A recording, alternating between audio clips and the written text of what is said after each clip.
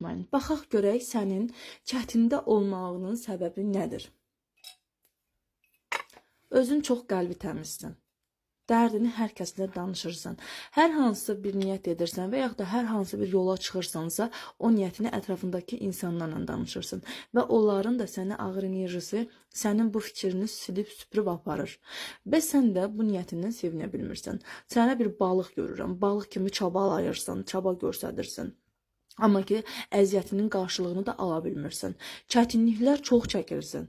Çətinlikləri çəkməyinin bir nömrəli səbəbi özünün bəzi insanların yanında danışdığın sözlərdir. Yəni necə? Niyyətini kiminsə yanında deməlisən, çünki niyyətini kiminsə yanında dediyin zaman işin pozulur.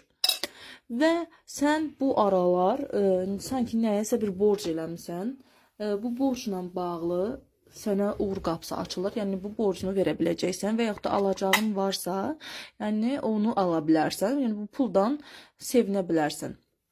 Və ən önəmlisi də sənə burada bir ay görürəm. Yəni bu qaranlıq günlərin bitir, yeni bir günlər sənin üçün başlayır mənim əzizim.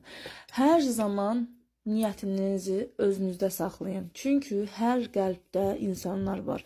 Yəni elə düşünməyin ki, hər kəs sizin yaxşılığınızı istəyir. İnşallah ki, ağlınızda, qəlbinizdə tutduğunuz bütün niyyətlərinizdən sevinəsiniz.